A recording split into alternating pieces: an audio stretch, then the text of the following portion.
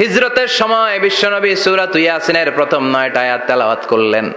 তেলাওয়াত করে আল্লাহর নাম নিয়ে ঘর থেকে বের হলেন। আশেপাশে কাফেররা ঘুরে কিন্তু বিশ্বনবীরে দেখে না। সবাই খেলে এরকম এরকম করে, ডানে বায়ে হাতায় বিশ্বনবীর সামনে দিয়ে যায়, কিন্তু কাফেরদের চোখ অন্ধ করে দিয়েছে কে?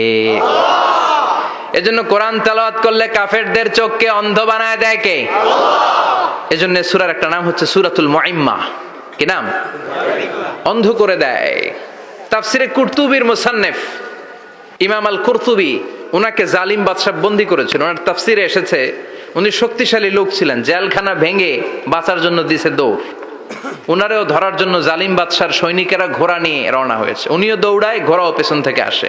ওমিয়া মানুষ কি ঘোড়ার দৌড়ের সাথে পারে? উনি হাঁটতে হাঁটতে হয়রান হয়ে এক বালুর ময়দানে যে ধপাস করে পড়েছেন। ওরাও ঘোড়া দিয়ে এসে নেমেছে, কিন্তু আজীব তামাশা, উনি বালুতে ধপাস করে পড়েই সূরাত ইয়াসিনের প্রথম 9 আয়াত তেলাওয়াত করতে শুরু করেছেন।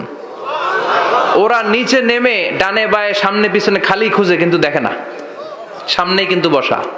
ওদের চোখটার অন্ধ করে দিছে কে? বিশ্বাস হয়? ঈমান হয়?